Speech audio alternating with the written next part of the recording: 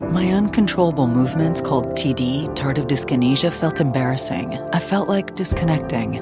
I asked my doctor about treating my TD and learned about Ingrezza, a prescription medicine clinically proven for reducing TD in adults. That's always one capsule, once daily, and number one prescribed. People taking Ingrezza can stay on most mental health meds. Ingrezza can cause depression, suicidal thoughts, or actions in patients with Huntington's disease. Call your doctor if you become depressed, have sudden behavior or mood changes, or suicidal thoughts. Don't take Ingrezza if allergic. Serious side effects may include allergic reactions like sudden, potentially fatal swelling and hives, sleepiness, the most common side effect, and heart rhythm problems. Know how Ingrezza affects you before operating a car or dangerous machinery. Report fever, stiff muscles, or problems thinking, as these might be life-threatening.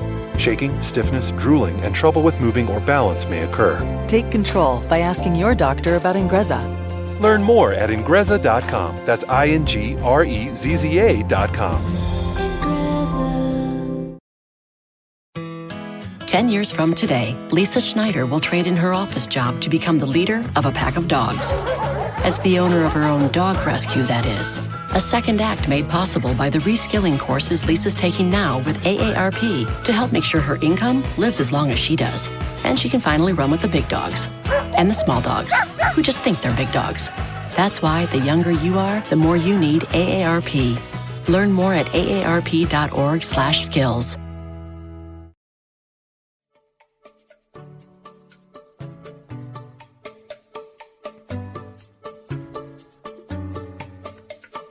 Welcome to the ExitEngine Podcast, episode 71.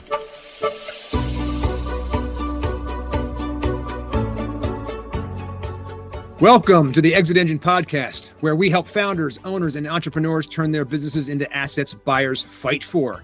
If you're looking to grow smarter, reduce risk, and ultimately exit stronger, then this is the show for you. I'm your host, Joe Stapleton, and with me, as always, is my partner in value and saleability, Mr. John Canniffe. Good morning, John. Good morning, Joe. How are you today? I'm doing awesome, man. I'm doing really good. Hey, listen, you've heard the old adage, right? If you don't tell your story, someone else will. Absolutely. All right. So some of the most successful founders in the world have proven this theory, okay, of if you control your narrative, your personal narrative can directly amplify your company's visibility, its value, and its trajectory, right? So a couple of examples. Elon Musk, right? Turned himself into a lightning rod for innovation, right? Using his own story and presence to magnetize investors and elevate brands like Tesla and SpaceX beyond their products. So he's obviously a character in and of himself, right? That is then also kind of is connected, obviously, to the value directly of those brands, right? Another one, how about Sarah Blakely, right? Sarah built Spanx not just on great design, but on her authentic, scrappy founder journey, positioning herself as a relatable, resilient leader and turning her personal brand into a billion-dollar halo. Amazing, right? Yeah. Right? And then one other big brand that no one really thinks about in this way, because it really wasn't about his personal story, but really about how he changed the narrative around coffee, which is Howard Schultz, right, from Starbucks, right? So, and the success among a certain, my daughter's age, it's amazing what crazy packed Starbucks is on a daily basis. Right. It's great. I mean, the brand is so big, but the whole thing is about reframing the discussion, right? It was less about the actual coffee and more about like the connection and the experience and that kind of stuff. Right. Yep. So anyway, the point is that in each of these cases, right, the founder visibility isn't fluff. It's not like, oh, isn't this cute? These are strategic assets, right? Building these stories and being out there and showing yourself as the leader and the thought leader, and that you're knowledgeable in the space, that you're somebody who's working on a problem, right? We tell all our clients, especially ones that are looking for investment money, right, that your ability to be able to frame your story and answer three questions: why this idea, why this person, and why now, right? Yep. And so framing those stories and creating this visibility around our company is what we're going to talk about today. And we're going to talk about how that creates a more successful exit on your own terms. But first, let's talk about ExitEngine.com, myexitengine.com, John. We have just launched our new ExitEngine ecosystem. It's at myexitengine.com. And this is going to be a very valuable and important platform, we think, for those of you who care enough about your business and your own future that you're going to want to learn and grow towards a successful exit, right? This is what we preach all the time, right? Yeah, it's everything and everyone you'll need to plan and execute a successful exit on your own terms and timeline. ExitEngine helps founders grow smarter and exit stronger by providing diagnostics, roadmaps, coaching, community, and advisory support that reduce risk, increase value, and make their businesses buyer ready. It's the first exit planning ecosystem in the world, and you can start for free right now. Just go to www.myexitengine.com. Excellent. Your visibility, John, as a founder or a leader is more than just personal branding. It's a strategic asset that directly impacts how your company is perceived, valued, and ultimately sold. So when buyers evaluate a business, they aren't just looking at financials or operations. We know this. They're buying into leadership, reputation, and the story behind the company. A visible, respected, and trustworthy founder sends powerful signals. This company has a clear vision, the team is inspired, and that the marketplace sees the brand as credible and influential. Visibility builds intangible assets like trust, credibility, and perceived authority, all of which enhance valuation multipliers and buyer confidence, and that's what we're all about here at ExitEngine, right? So Christopher Thiede, Chris Thiede is a storytelling strategist, ghostwriter, and the creator of Visibility Brief, a powerful content engine helping leaders stay visible on LinkedIn without burnout. After seeing firsthand how executive visibility transformed a quiet IT leader into a talent magnet and impact driver, Chris made it his mission to help purpose-driven executives, entrepreneurs, and emerging leaders amplify their stories, not just for attention, John, but for real influence and trust. With a background in journalism and communications, Chris helps founders and execs find their voice, elevate their brand, and unlock opportunities, especially in environments where visibility isn't second nature. So whether you're preparing for an exit or just trying to cut through the noise, his insights on strategic visibility might be the missing piece to your growth and legacy. Chris Thiede, welcome to the ExitEngine Podcast. Thank you so much, Joe. And John, it's an honor to be here. So thank you for having me. That's awesome. We're so glad to have you, because this is such an important thing. And I think it sounds to me also that in our discussions, previous to this, that your inspiration here really is that you have noticed something that we've noticed as well, and even about ourselves, right? That the key sometimes to these successful brands obviously start very much with the founder, right? And the ability for the founder or the owner, or whatever, to be able to construct their own narrative, to be able to use their story, right, to help kind of propagate their brand, because often that personal story is so tied to their mission, right? Yeah, that's right. And it works on so many different levels, whether it's to build your brand, whether it's to protect your brand in the case of the inevitable crisis, whether it's about acquiring customers, attracting talent. There's so many reasons that executive visibility and telling your story is so important, that there's really and in today's day and age, when trust is at such a premium, that's really what it's all about. Right, absolutely. Well, take us back to your kind of your career. What's the thing that kind of got you here? You've obviously been, you have a journalism background, right? You've been a ghostwriter and things like that. Talk a little bit about your personal journey and what led you to kind of discover this and want to help people this way. Well, my career background is in public relations and marketing, having worked in both internal marketing departments, PR departments, as well as agencies over the course of 20 plus years or so. But it really, when we're talking about this, the executive visibility focus that I have right now, it started, as you mentioned, with I was interviewing an IT director of a large big city public school district, and it was about 5 years or so ago. It was actually right as COVID was happening and all of that. And at that time, I had been doing some ghostwriting for executives, social media, and that kind of a thing. And at that time, it was just another project that I was working on. But I interviewed this gentleman at this school district because I thought my interest at that time, and it still is, was around the idea of storytelling just in general for whatever purpose it might be. And I noticed him on LinkedIn sharing the stories of the people that work in his department and getting a lot of attention for it. And I thought, this is really interesting. He clearly knows how to tell stories and get people's attention. I'd like to talk to him and kind of see what makes him tick. And at the time I had a podcast about storytelling and I interviewed him for it. And what I learned from him, and I didn't necessarily put two and two together for a few years after that, but what happened was he was given the directive by his boss at it was Kansas City Public Schools, to raise the profile of his department. And it was the technology department, right? And, when you think of, the school district in whatever city you might live in, the idea of them even having a technology department doesn't even really occur. It never really. Oh, exactly. Right. Yeah, obviously they do. But anyway, he was given the directive to raise the profile of his department. And he told me what his boss probably meant was to raise the profile within the district so that the teachers and the principals and so forth would understand who they are and what they did, and so that they could come to him with and come to his team for help and solutions and that kind of thing.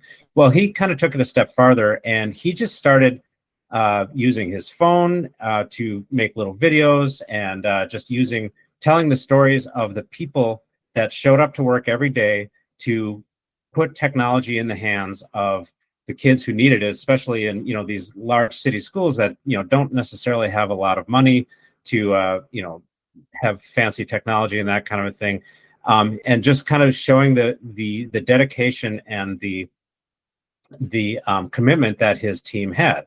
And what he told me is that when you tell your story, people want to be a part of it. People will naturally want to be drawn to it. And as a result of telling these stories on LinkedIn, he got attention from people all across the country and around the world, really, where so there's other companies and organizations that wanted to partner with him and help him. He said that the caliber of applicants for job openings went up, even though, as a public school. So interesting. Yeah, as a public, he couldn't pay people a lot of money. People who work especially at that time in IT and so forth, you can make a pretty nice living, but it doesn't happen at a public school district. You work for the Metas of the world and things like that. So he said it was an unbelievable thing that happened, and so that. And obviously he wasn't the founder of the Kansas City Public Schools or anything like that, but it kind of showed me, as I thought about it later, it's like, wait a minute, if he didn't have a storytelling background, he wasn't a writer or anything like that. He was an Army veteran and a technology guy, but it just kind of showed the power of when a leader of an organization, whether it's a small team or a big company or anything in between. When they tell the stories that matter, good things can happen in a variety of different ways. Now, obviously, it's going to be different for every organization. His goal was more about telling his team's story. And I don't know if this was his goal, but certainly getting more people to kind of help him and his group out. For another organization, it might be more about getting the attention of customers or getting the attention of attracting talent or potential investors, or pretty much in a lot of cases any and all of the above. So that's kind of what led me to where I am right now. It's one of the things that led me to where I am right now is that realization of helping leaders tell the stories that matter, because it can create so many benefits in so many different ways. No question. Stories that matter, right? The ones that matter it's obviously individual to that company, right? Or that story to the leader. So when you're guiding these leaders to share their stories, I mean, I can imagine it's not just, they're not making up fiction. Right. They're identifying sort of what audiences they want to attract, or how do you guide them to tell the stories that matter? What stories matter to leaders in those cases? So it's a combination of a couple things. Really, it starts with the individual themselves and what they are naturally comfortable talking about, and want to, what's inside them that they want to make the world understand. So, for example, I work with executives at a large technology company that, at any given time, I'm supporting 3 or 4 executives within this company, and each one of them is different in terms of what they want to talk about. What's in their heart, what's in their mind in terms of what they want to talk about. So they want to talk about their business and how they can help their customers, but they also might want to talk about, for example, supporting women in technology, and kind of sharing their journeys so that people who are kind of coming up behind them and maybe following in their footsteps will learn the lessons that they learned.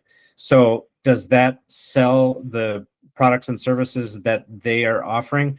Maybe, maybe not, but it certainly shows the culture of their organization, and it builds that company's employer brand. So that might be that's an example of one approach or one priority that a company might have in terms of building their employer brand.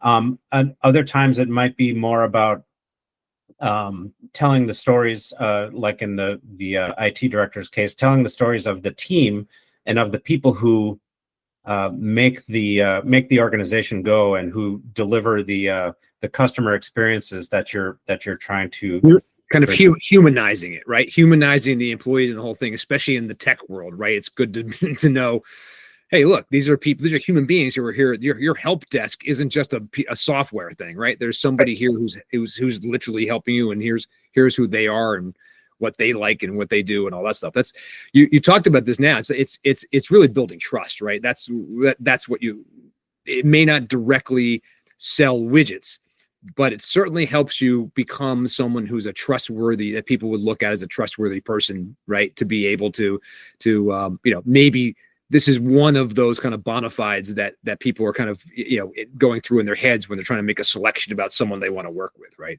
Can I trust this person? Does this person have integrity? That kind of thing. Yeah, trust is really what it's all about. It's probably now, it's kind of always been the case, but it's now more so than ever. I mean, people don't necessarily trust, logos and brands and companies. They trust people, and they want to work with people. And the more that they can get to know them and who they are and the values that they might have or the story that they might have, the more that they will trust them. Going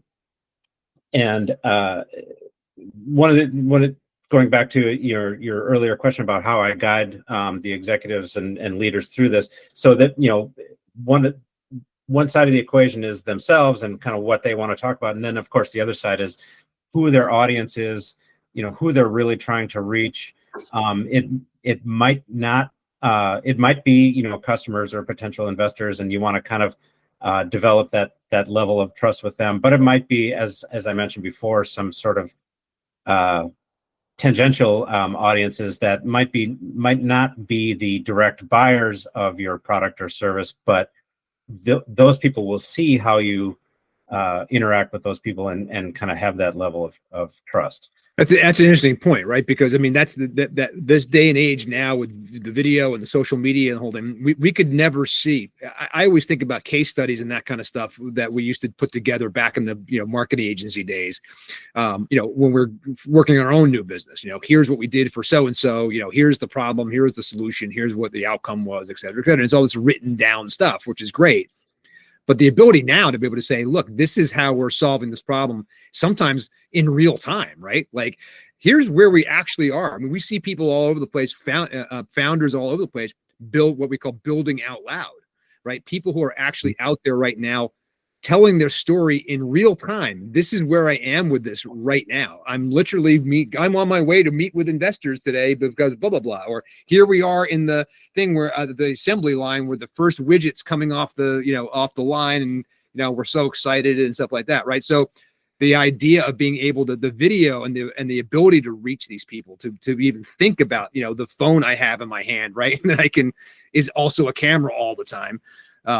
Makes this stuff a lot easier, right? but I think that probably your biggest challenge, I would imagine, is that there are lots of people that are into this from the beginning, but especially maybe people of our generation, maybe it's hard for them to be convinced that they need to do this. Yeah, I definitely think that's the case. I think there's, I don't know what the percentages are, but I think founders and executives and leaders kind of fall into a few different buckets in terms of why they might not want to take this approach. One, they just they might be of that generation where they just don't get it, and they like to focus on getting the work done, and they view this as a distraction. Others, they might see the value in it, but they just don't have the time, or maybe not the confidence in their ability to tell their stories, or they might not think that their own stories are all that interesting to people, and people don't want to hear about them. There's probably other reasons as well. It's tough to if somebody's just plain not convinced that it's the right thing to do. That's a tough thing to convince anybody to do. So what I try to tell people is that there are so many leaders out there, from founders to CEOs to even kind of C-level and lower level executives. Everybody's got interesting stories to tell, whether you realize it or not. And it might not even necessarily be about you. And that's another part where a lot of people, especially founders and leaders of nonprofits, tend to be humble, and they want to focus on getting the work done and helping people. They don't necessarily realize that their stories and their journeys are very, very interesting and can actually help further their goals if they tell them. So there's a lot of reasons why people don't do that. But I think that, as I was starting to say, there's a lot of leaders out there who are doing great work, who are empathetic and conscientious leaders, who are whose people love working for them and with them, and they need to have their stories amplified, and they're just not doing it for whatever reason. And what about like the founders? Like, are founders comfortable with people below them, being visible on social media? Have you encountered situations where the founder's the face of the company, but you're working with other people on the leadership team maybe, and there's sort of some conflict with the founder and the people below that founder? Maybe she doesn't like the fact that other people are getting the spotlight. Does that happen at all, or no? I've never seen that. I'm sure it does happen. I've never come across that personally, and that can be a good alternative way to go in terms of whether it's the founder. If the founder is either just too busy or doesn't see the value, or for whatever reason just doesn't want to put him or herself out there. Yeah. And it also might depend on the nature of the company too. Maybe there's a subject matter experts within the company who might be better positioned to reach so there might be technical experts who are in the weeds with customer problems and that kind of thing, and they might be a better choice to good point. Put out in front. I mean, the only problem is they might not be. The thing that comes up that strikes me when you say that is, there is a time at which it's right for the founder, right, to be the face, right, to be the to be the brand, so to speak. There's a time at which also where you need to be able to, especially when you are planning an exit, right, that there's a time at which that has to change, right, so that you do need to start maybe stepping out of the way and allowing your your top line of executives or whatever, your management team start to kind of take over. Because if you've done a good job, right, and I think we could point back to some of the examples I think that we talked about at the beginning at the top of the show, that are kind of known examples that people can kind of easily understand. Look, you may not like everything that that Elon Musk does or says, or the way he behaves all the time or whatever, right? But you can't. But his story and his thing being out there is undeniable, right? He is the company. He's both those companies. He owns 3 or 4 companies. I mean, they're all right. You don't even know, like, there's like three companies that no one even talks about that he owns. But the idea being that that's fine for him. It's a big giant thing. He's already a multi-billionaire. It's not really an issue. But for companies that want to sell, right, it starts to change a little bit, because I can't be the only voice, right? At some point, my voice is going to go away, and I need another generation of people here, or right, to be, to step up. So is that what you do? Is that what you come across when you're working with companies and things like that? Is the idea of look, there's a stage here where we want to be about the founder. We want the founder's brand and their stories out there. And maybe that stays there even as the company goes through a sales process, because the story is the founder, right? Right. At some point, there's got to be other people need to kind of step up and start taking the reins on this stuff. Yes, for sure. And I think there's a number of ways to potentially approach that. And again, it kind of goes back to the idea of one of the main things that I like to tell, whether it's founders or executives of any organization, is one of the best things that you could do is celebrate your employees and tell their stories. And not just employees, but maybe if it's a nonprofit organization, it's volunteers, or maybe it's dealers, or channel partners, or whatever the case might be.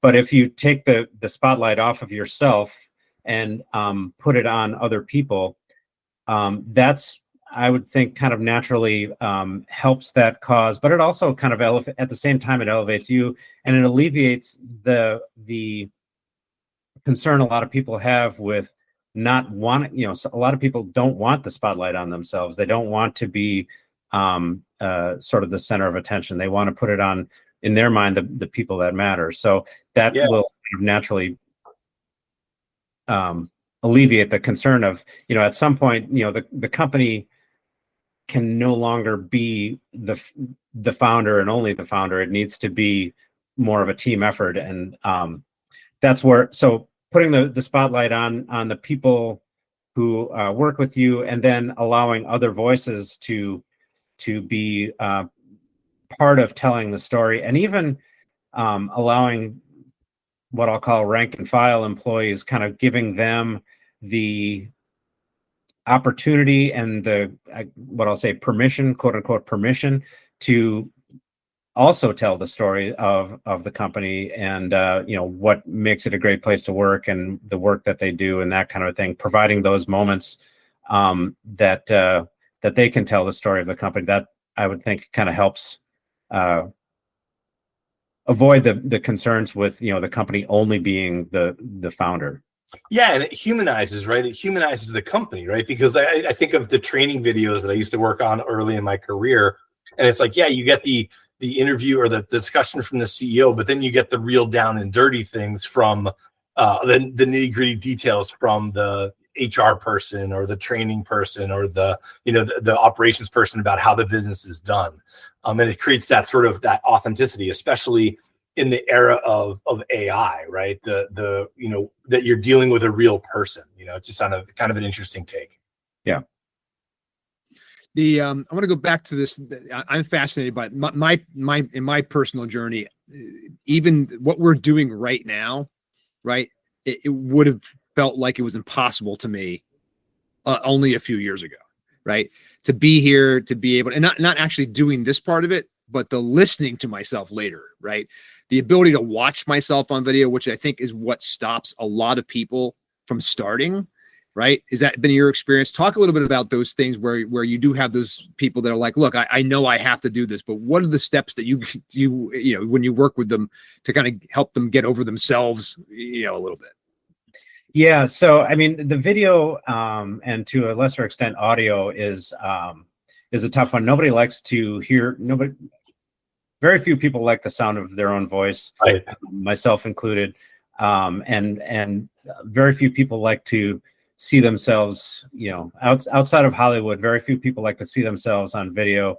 And that can be really tough. And also a lot of times there's, and I don't know exactly what it is, but the psychology of the camera in your face can be really tough sometimes. I remember years ago when I worked at an agency, one of our clients had their director of design was a very interesting guy, very funny, very well-spoken. He had a great personality and very engaging and stuff. And we're like, man, we need to tell the story of this one product. And, there's a big design element to it. We want you to be the one to tell this story. And as soon as we put the camera on his face, he just froze, and he was stiff, and he just couldn't. It just didn't work. And so there's the point of that is, I think it's about finding the medium that's going to work best for the individual. Some people are great on cameras. Some people are great on audio. Some people are better in long form text or short social media or that kind of a thing. Some people are good as interviewers, and that's one. So, like, for example, a founder or a company executive can be the one interviewing employees, for example, or kind of talking with them and helping them tell their story. So it really depends on the individual. Everybody has their strengths and weaknesses. Everybody has what they're comfortable with and not comfortable with. You have to meet them where they're at and kind of gradually see if you can kind of push the boundaries a little bit, both in terms of the medium as well as what they're comfortable sharing. A lot of people don't want to share too much that's personal. I certainly understand that, and they want to leave their families out of it and that kind of a thing. And that I totally get that. Some people, other executives I work with, do talk about their families and about how their college age children are, and the lessons that they're learning and kind of re-experiencing their own professional journeys through their kids and that kind of thing. So it really just depends on the individual, and kind of meeting them where they're at, finding out what their strengths are, and where they're most comfortable, and then kind of starting from there. Mm-hmm. Cool. Talk to us a little bit about your community that you've got going on right now. You've got this really cool thing. I'm trying to look for the name of it. Sorry to remember. It's called the visibility. Visibility. Right. Exactly. You could tell us a little bit about the visibility brief. Like, what was the problem you were solving? How does it work in the real world?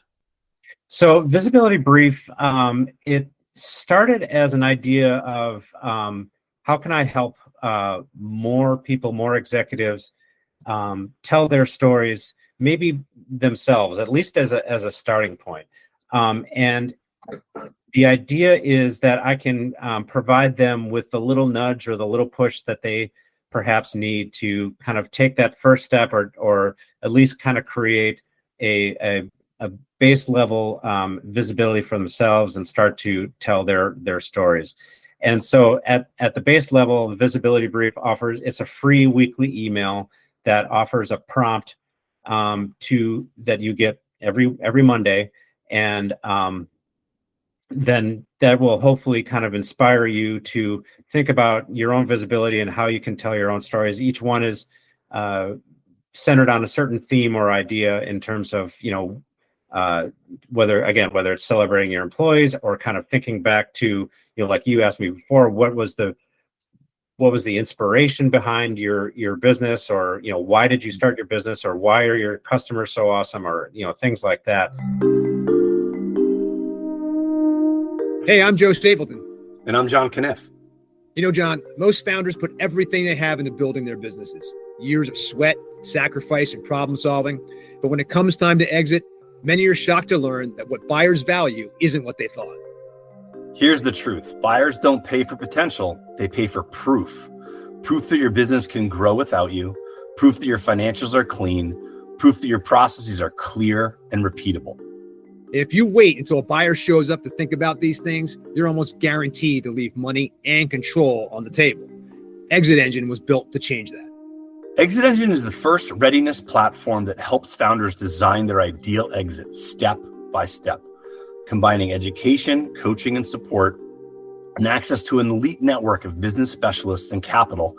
ExitEngine empowers you to build a valuable, transferable business and exit on your own terms.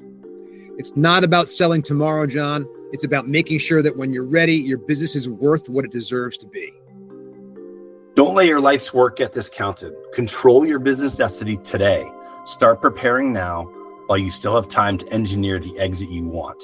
Visit myexitengine.com to learn more.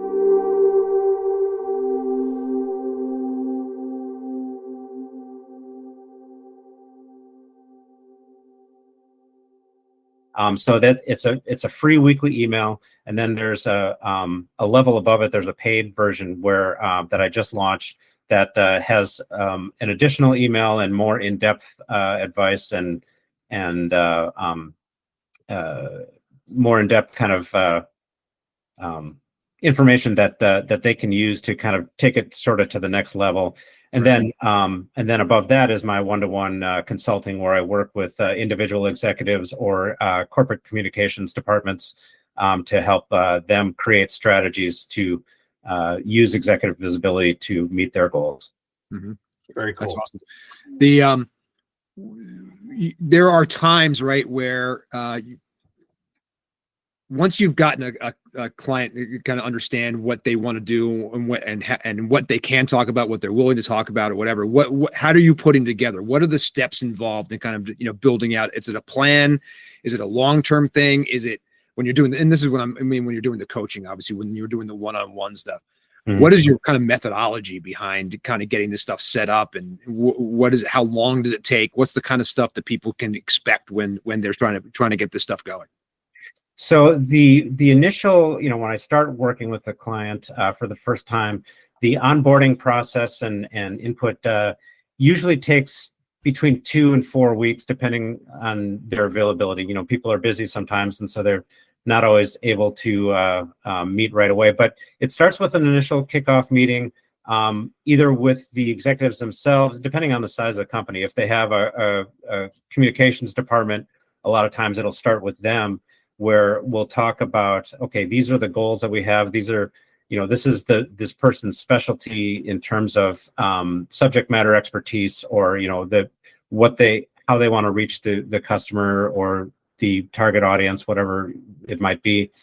Then I'll have an initial meeting with the executives themselves to talk about, first of all, just to get to know them and kind of talk about their background, and then talk about how they would like to be viewed, how they would like to be known in the public forum, in a place like LinkedIn or other platforms, podcasts and blogs, or whatever the case might be, or even in person, like speaking events and things like that. Sure. How do they want to be viewed? What kind of impact do they want to have on the audience?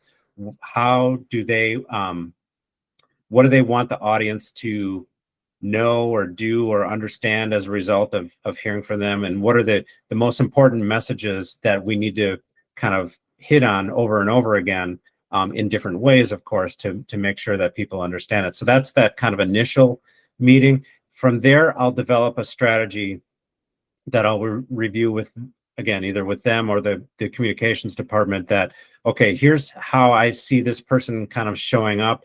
Here's the style and the type of content that we should be putting out there on a regular basis, and the frequency and that kind of thing. Here's how it might kind of plug into any other systems that you might have in place, like lead generation and things like that, if that's an appropriate thing. Making sure that it is complementary of the overall larger brand communications and marketing and all of that. So just making sure that it fits within the overall puzzle of the marketing mix. It might be the lead piece, right? In some cases, for early stage founding companies and so forth, they don't have huge budgets, and the nice thing about executive visibility, it doesn't necessarily cost very much, and it's really good at getting the attention of the audience that you're trying to reach. Or it might be complementary, or a kind of a different piece within it, or it might be helping to solve a particular problem, like maybe the organization has a change coming up that they want to kind of soften the ground for a little bit, or protect their reputation and that kind of a thing. So we kind of make sure it fits within the overall strategy that that they have in place or that they're putting in place. And then from there, so that takes about between 2 and 4 weeks to kind of develop that strategy. And then what I like to do is have another input meeting with the executive, and have that meeting roughly every month or so, to talk about what's on their mind, talk about what they want to talk about. And that helps me to, first of all, kind of see what's going on in their lives and read between the lines and see what's important to them.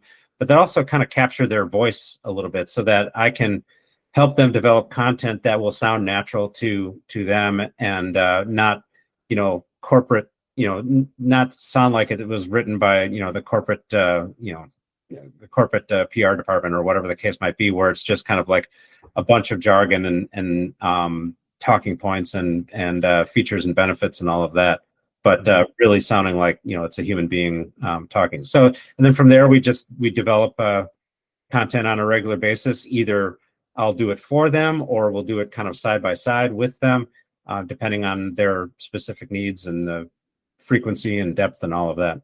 Right. As you're going through this stuff, back in the old, I started out in public relations. Like my first job was in PR, right? And of course, what we were trying to do with that was, it was a lot of like announcement stuff, and we were writing press releases and stuff like that were the thing. Obviously, this is way, way before the internet was what we know it to be today. But I think that there's an interesting way. How does traditional kind of public relations and branding and stuff like that kind of fit into?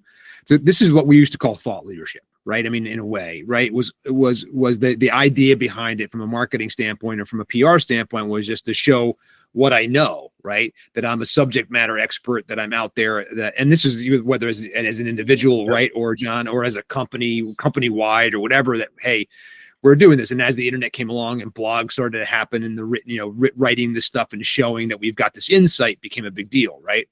But now we're at a whole other level, because now we're at a point where it's like, what we've realized is that it's not just about like you said, it's not the corporate speak. It's not just my corporate mission and saying the things that I want to say from a corporate strategy brief that are going to move some kind of needle. I see. It's so much about the individual and about the authenticity, right? Mm-hmm. That's a huge shift, because it's a matter of what the very thing that I think that people reject about this whole thing, in themselves, right, is the fact that they are, in a weird way, when you say, I don't want to do this, you're kind of hiding a little bit. Like it's a little bit of like, this is what I discovered, and it took me a long time to realize this, was that I always used to think I wanted to be the guy behind the guy, right? Like, I want to be the guy in the background making the king. Right. But what I really realized after, lots of therapy and some other stuff, was that I'm actually just hiding behind that. Right. It's like, I have all these ideas, I'll have these thoughts and all this stuff. This is all coming from me, but I'm giving it to it's the Cyrano de Bergerac kind of thing. Right. I have my nose is too big, so I don't want to get out on the camera and whatever, but I'll feed the good looking guy, in the front, this stuff. Right. But the reality is, right now, that it would be seen today, right, if it was known as kind of like a breaking a major social media rule, right? I mean, in a way, how much does authenticity kind of start to play a role in this stuff especially when it comes to the individuals as opposed to the corporations? So, there's a lot to unpack there, and you mentioned the term thought leadership, and that is still an important thing. But I think and I just wrote about this recently, there's two parts to thought leadership, that one of which I think too often gets overlooked. So there's the thought, there's the message that you're sharing. That's important, but there's also the leader. And that the other way I like to think about it is, when you think of a thought leadership article, for example, the headline is important, but the byline, the person whose name is attached to it, is now more important than ever. And it's important for that person to be someone who is trusted, getting back to what we were talking about before. You talked about authenticity, and that's a word that I struggle with sometimes, because I think that it can be overused, or maybe too much emphasis can be put on it. And then as a result, if you try to be authentic, then maybe you're not being, just by nature of that. And, Yeah, and it's a good point. what does authentic really mean? Like if you're trying to sell your product or service, are you not being authentic in that moment? No, I don't think so. I think it's more about, and it's also a potential input, whereas you want to focus on the outcome. And to me, the outcome again gets back to trust. So that's the filter that all of this needs to be looked at through.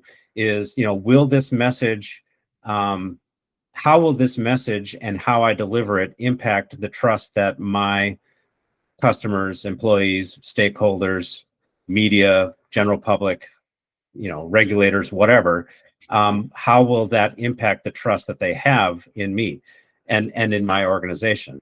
And so the best way you can do that, and again, there's so much going on. There's a lot of moving parts here with now with AI, making it so easy to spew out content and that kind of a thing. People, I think, if they haven't already, are going to become more and more skeptical of the things that they see, and can they really trust that this is coming from the person? So I think it comes down to being unpredictable. It comes down to being, for lack of a better term, being yourself and kind of sharing stories and ideas that maybe aren't necessarily always the most strategic. Certainly you want to share the strategic ideas and the talk about your company and your capabilities and so forth, but sharing a story about a random employee who, or one CEO I saw, he did like a selfie with their FedEx driver, and just as a show of gratitude, is like, this guy delivers to us every day. He's a great guy. We felt like you should know who he is. And does that sell the product that they're selling? Probably not, but it definitely shows the audience that the person who is sharing this is a real person, and he's somebody that can be trusted. So when I do see his messages about his products or about his services, that I can trust that it's coming from him and that he is genuine in what he's talking about. Yeah, it sort of gets into like vulnerability, right? Like you didn't say that word, but I get the sense that you can lay out a plan and have the strategic goals of, okay, we have to talk about our new product launch or whatever they engage you to talk about. But I think what you're saying also is it's important to share the failures, right, for lack of a better term, and to share the things that everyone else experiences, but maybe people don't see some of those on social media, right? People see the social media posts of people that are off in Croatia or wherever, those wonderful vacations. But I think what you're saying too is like you need to share the real world in order to be authentic, and like everybody else, that you should share the things that maybe you didn't go perfectly well, but you still learned from, or you had some positive benefit from it. Yeah, and that is a huge one. And I think you mentioned Sarah Blakely, and another one of my favorite, kind of going back to that building in public kind of thing, where you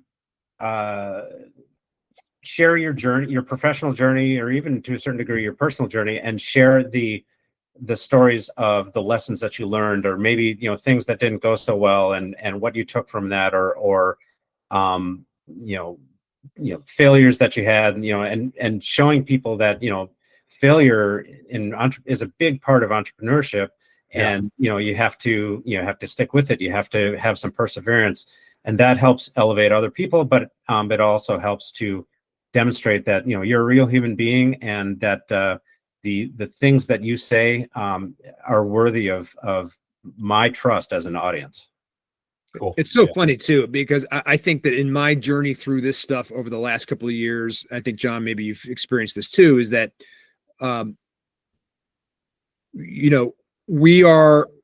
people kind of expect the new version of this world, right, and that we live in because of social media and stuff like that, is like it is about your ability to express the downside or even the mundane, right? The notion, or the things that are taken for granted.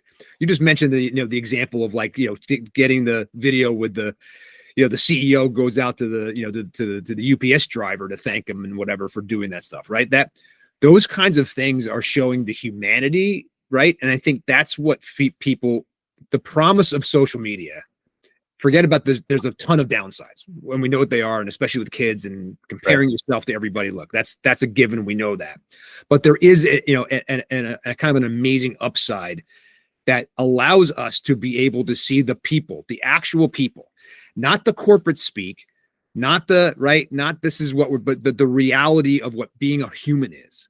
Because at the end of the day, you talked about storytelling, well, and I, as a former copywriter myself and all that stuff, all I can think about when you say that is that, yeah, what are we doing to actually tell the human story, right? This is what when I run it, as you mentioned, when I run a company and the whole thing, there's all kinds of bad stuff that happens during a day, right? Or things that don't want to happen or whatever, or downsides or backslides or, things going wrong that we didn't expect or whatever. And sometimes those are the most valuable things to share, even when you're sharing something that went wrong.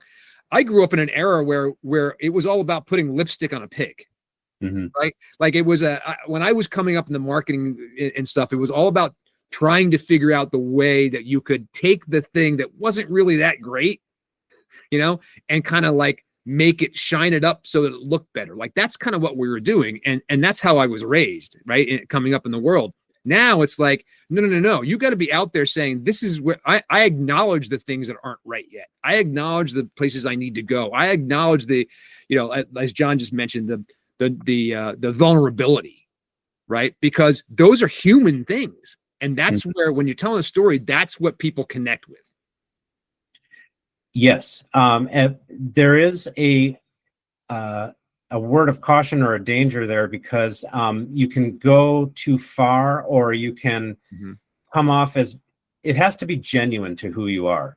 So if you're the type of CEO like the one I mentioned, who is, super friendly and outgoing and, puts his arm around the FedEx driver and he just naturally does that, that's great. If you're not that type of person, but you try to look like you are, it's not going to work. Oh, yeah. Right. People are going to see right through that. And it kind of goes down to the idea of, the old storytelling adage of show, don't tell. So, show who you really are, show as a company, as an individual, whatever every company and every person has different things that they're good at or strong at and weak at and that kind of thing. So just kind of, be who you are. Don't try to be something you're not. There was a CEO post a couple of years ago who posted on LinkedIn.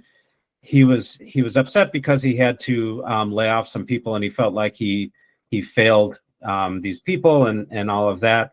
And that's I'm sure he genuinely felt that way, but he did a selfie and he had kind of tears coming down a little bit, and his post used the word I a lot, and it just came off as really kind of gross. And I mean, he talked about himself and how badly he felt about that. He didn't do anything, at least in that particular post, to say, hey, there's some great people. Unfortunately, I had to let go, but please hire them. Yeah. Or if you want to get in touch with them, I can help you. They're looking for work or whatever the case might be. And he literally used the words, I'm going to be vulnerable now.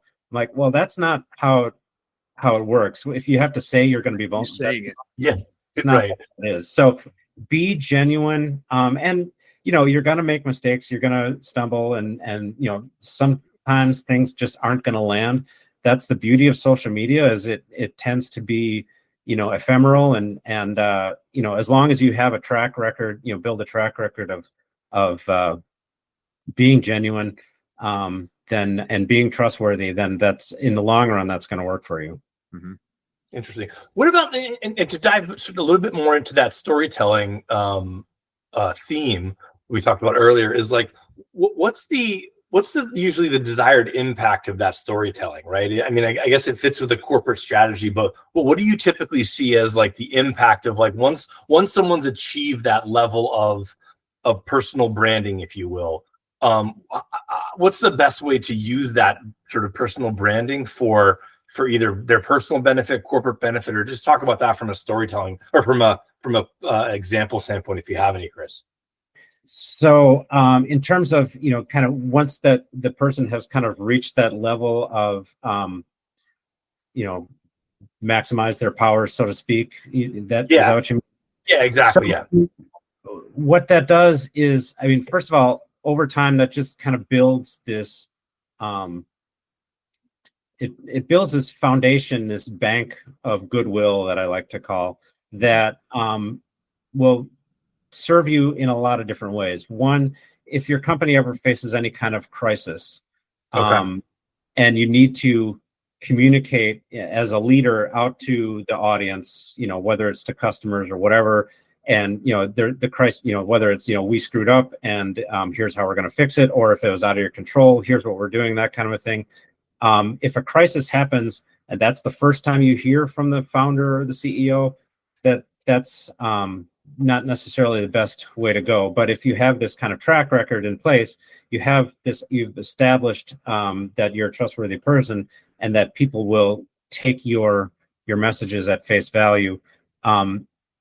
In other ways, it can help you, like I said, in terms of talent acquisition or communicating with and about customers. At a certain point, it depends on the what stage the company's at, but at a certain point, the company's leader, the CEO, they're not there. They shouldn't be out there selling the product or kind of promoting the product or service, because that's what the marketing department's for. That's what the sales department's for, that kind of a thing.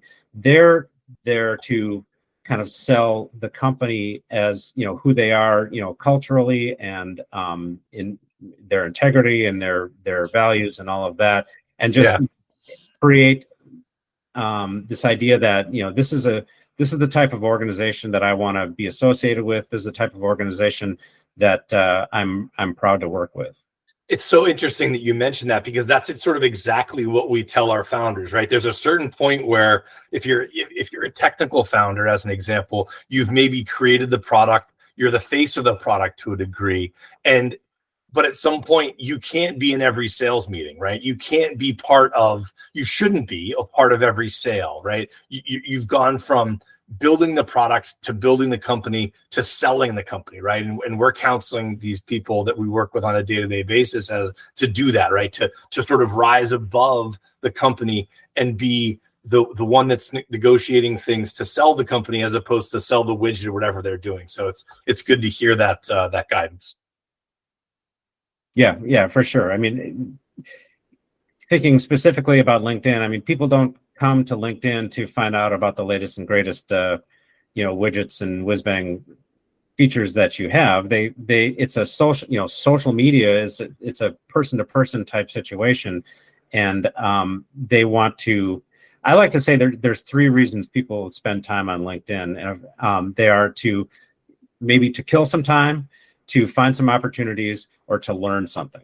So, and if you can do one or even all three of those, one or two or all three, some CEOs and leaders and so forth. One of my favorites is, I'm sure, Gary Vaynerchuk, where he, a lot of times his content is about helping, young entrepreneurs a lot of times, and to a certain degree, the businesses that would hire his companies, but it's more about just young entrepreneurs and kind of helping them kind of understand that the power that they have, and that they should be patient, and that, you don't need to be working in a crummy job all the time. You can make something of yourself and that kind of thing.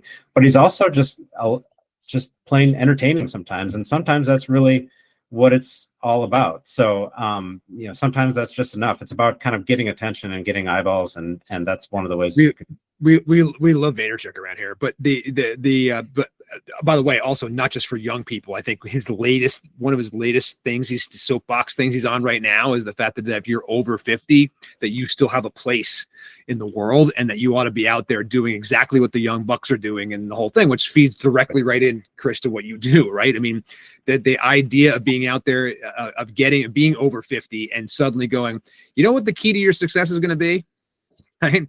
Is LinkedIn. And you're kind of like, wait, what? But it's the truth. I mean, the reality is that we've grown our brand and the whole thing over the last year, almost exclusively through LinkedIn. This podcast has been a huge part of that, obviously, too. And putting ourselves out there and talking about it every day, and talking about and standing up for not only what we do for a living, but the industry that we work for or work in, and then obviously connecting with also all these advisory partners like you, Chris, and that we work with as well.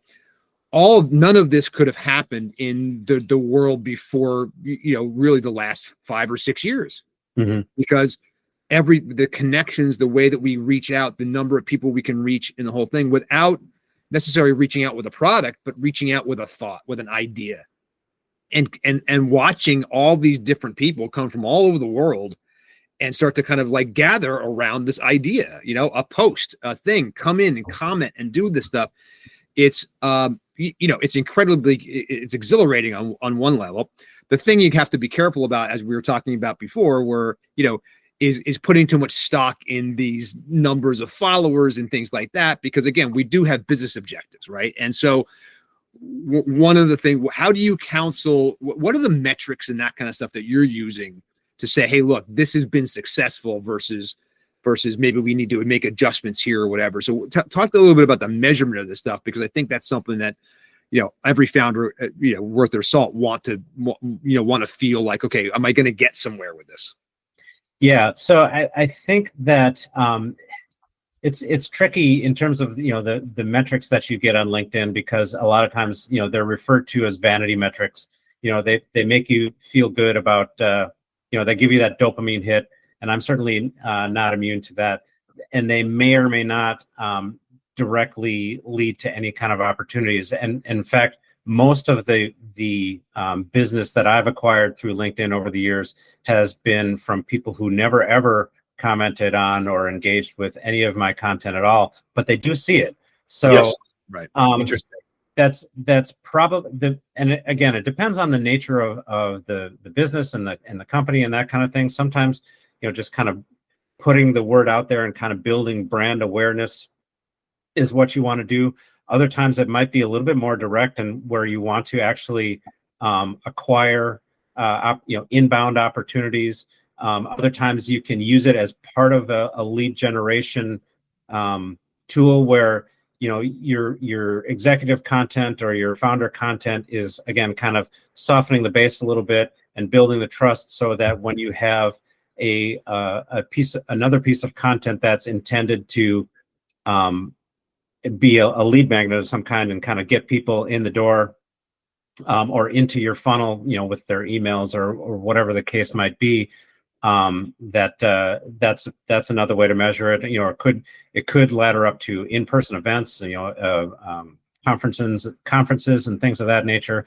So there's any number of ways to measure it. It really depends on the objectives and kind of what's already in place and who the audience is and all of that. So excellent. Great.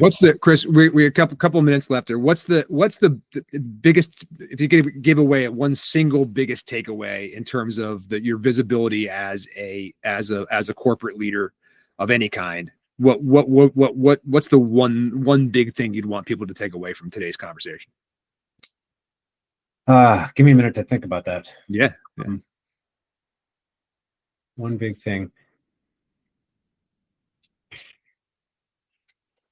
I would say that the most important thing that you should understand about your own visibility is that it is a lot more powerful than you realize. It can support just about all, if not all, of your marketing and communications and branding goals, either in a leadership or in a supporting role.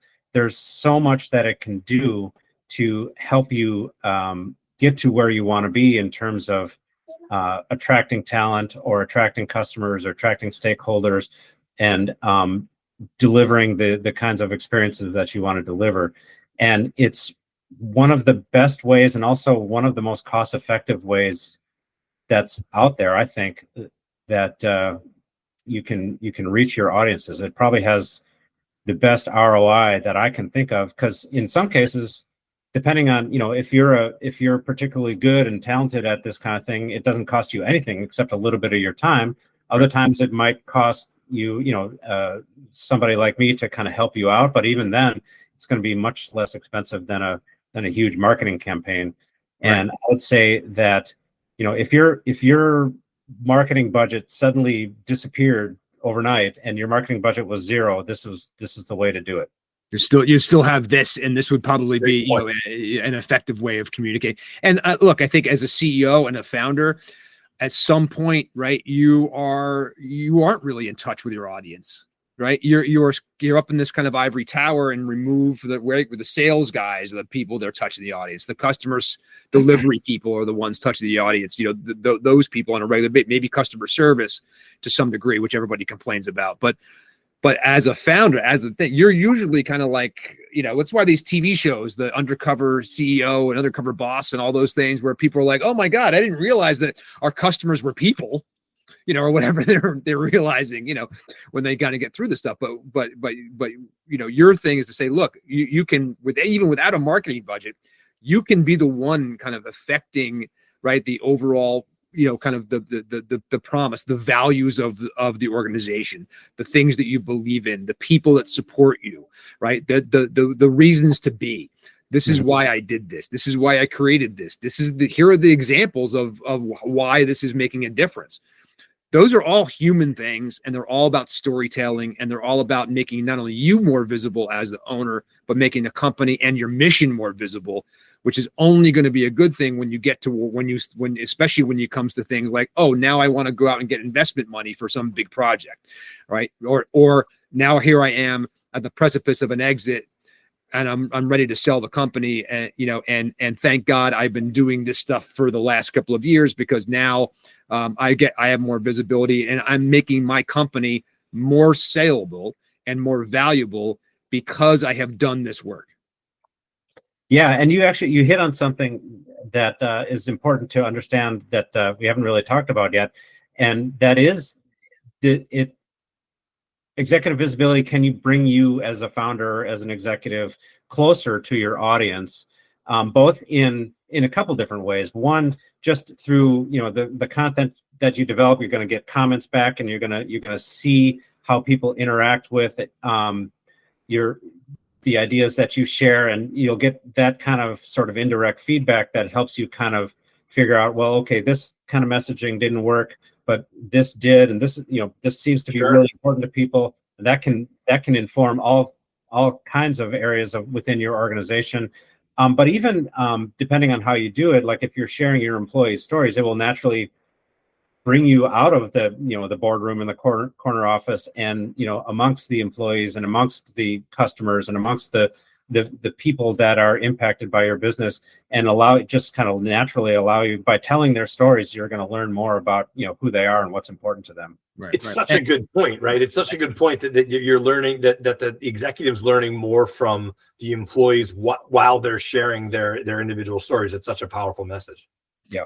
And being out there, by the way, and getting this, there's no better way than to get the feedback from your audience about what you're doing and the way that you're doing it. And even when they don't know that's what they're doing, right? So you're out there potentially as the leader. You talked about kind of softening the base, or softening the beach, we used to say, for whatever is going to come next, or whatever thing, but at the same time, your ability to kind of test messages, right, that can then be transferred down to marketing or sales or things like that. I mean, that's the real opportunity in real time to kind of get this feedback that could be valuable across the organization.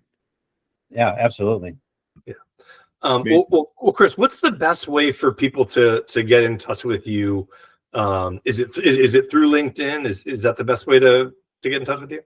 Yeah, so I'm on LinkedIn. It's Chris Thiede, CHRIS. Last name is THIEDE. Or you can reach me. My website is visibilitybrief.com, just like it sounds. And there you'll learn about the Visibility Brief product itself, but there's also links there to get in touch with me directly and figure out if you need help with your executive visibility. That's the best way to find out how we can potentially work together and to contact me. So either LinkedIn or the website is fine. Awesome. Excellent. That's great. Chris, thanks so much for taking the time out today and stuff. I know you got a lot going on. I really appreciate your time. It's incredibly insightful. I think, John, we've this is not the first time we've talked about this, right? But I think what's interesting today is that what I'm pulling out of this is that this storytelling thing, right? And the ability for founders to be able to not just highlight themselves and what they're doing and what their thought leadership is, or what they are doing or why they did things, but to be able to highlight their employees, to be able to talk about other parts of the organization. I love the thing about the UPS guy, you know what I mean? Like the ability to be able to bring them in and to be able to demonstrate not just the product, the service, the whatever, but the culture, the humanity, right? And I think I thought of it in terms of, I don't know if Chris uses this term, but the goodwill that you're building up, right? Mm-hmm. Like you're doing all these things and you're launching products, of course, but then you're crafting and creating that goodwill that you never know. Like every company has a crisis, every company has a problem, and the idea that you're building up this goodwill and getting information about products, testing ideas, all while doing this and while building this goodwill that you hopefully never need. But if you do need it and you need to come across as a competent person, someone who's trustworthy when there's a problem with your product or service, the Amazon Web Services thing that went out earlier this week, like something like that, when that comes up and someone has to engage with your product and they cannot, and you have to put a message on LinkedIn or wherever on social media, you're going to be a credible person if you've done this and you've worked with someone like Chris to build up that goodwill. Absolutely. And again, and Chris is going to do this on your terms, right? It's about what you're comfortable with and what you want to put out there and how you want to do it. And it's about taking your genuine kind of authentic self and expressing it that way without covering things up, without trying to make something that, make it look like you're something you're not. All that stuff is going to be important, right? So, and of course, guys, at the end of the day, right, all of this is contributing, whether you know it or not, it is contributing to your overall value and saleability and your ability to be able to be out there and be the face and have a following and have people, respond and have conversations around your ideas. All those things are going to be set the stage, right, for your overall story, for your value, and the way that potentially investors and buyers will actually see you and your company. And so this isn't just about, we talk about branding like if it's just a marketing thing. It's not. Everything that we do here from an exit planning standpoint, right, is the exit planning is the lens through which all these other things happen, but you're setting your trajectory a little bit further down the line. And it's not just about what happens tomorrow. It's about what happens tomorrow and what happens in the future. Yeah. And I, at www.myexitengine.com, visibility, branding, telling your story is very important. Yeah, we get through the finances, we get through all the other things, but this is an aspect that sometimes can be forgotten or not as emphasized enough. And these are the types of things we're talking about in our Exit Engine community with entrepreneurs and advisory partners that are doing these types of things, that are working on branding, they're working on storytelling, and obviously the finance and marketing. But these are sometimes things that you need to emphasize. You need to sort of get your head out of sometimes the day-to-day analytical reports and tell the story of your brand and your company in authentic ways. People do and will react to it. Yeah, no question about it. And look, I think as we talk about myexitengine.com, you once you get there, you will see that, as John said, it's not just about finances, right? And making a successful exit on your own terms isn't just about the numbers. It's not just about the money. The money might be important. We want the money, right? We're not saying we don't. You want more money than you deserve, right? But the reality is that what comes along with that are also, in order to get there, the idea is that there are some of these things that you're going to have to examine about yourself, about the way you're managing the company, right? About the things that you have, about the things you have allowed yourself to do, about your own kind of shortcomings. These are things that matter. And this is the stuff that you're going to find inside Exit Engine with all these people. Chris Thiede, just one of them, right? So let's go to myexitengine.com right now, and you can start there. You'll see it's very self-explanatory. You're going to go there. You're going to see a video. You're going to see me. And then you're going to go and you're going to be able to take this. You're going to get a valuation. We're going to have a conversation with you. We're going to get you into Exit Engine. We're going to set you up with your own timeline, with your own roadmap based on what your needs are. Right. And we're going to help you do this. And you're going to meet and as you go along, you're going to meet people like Chris, who wherever you are in the journey, who the kinds of people, advisory partners that you need to help you move the needle in whatever direction you need to move the needle in order to make a valuable and successful exit on your own terms.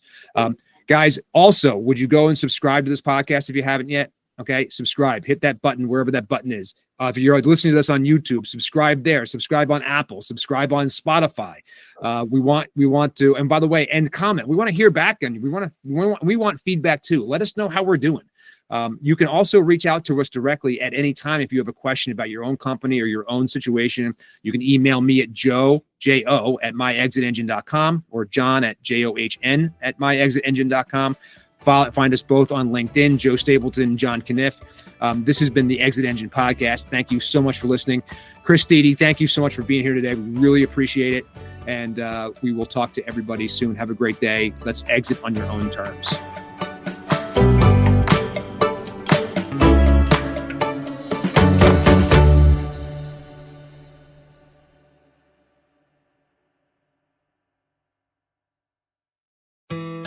Ten years from today, Lisa Schneider will trade in her office job to become the leader of a pack of dogs. As the owner of her own dog rescue, that is. A second act made possible by the reskilling courses Lisa's taking now with AARP to help make sure her income lives as long as she does. And she can finally run with the big dogs. And the small dogs, who just think they're big dogs. That's why the younger you are, the more you need AARP. Learn more at aarp.org/skills.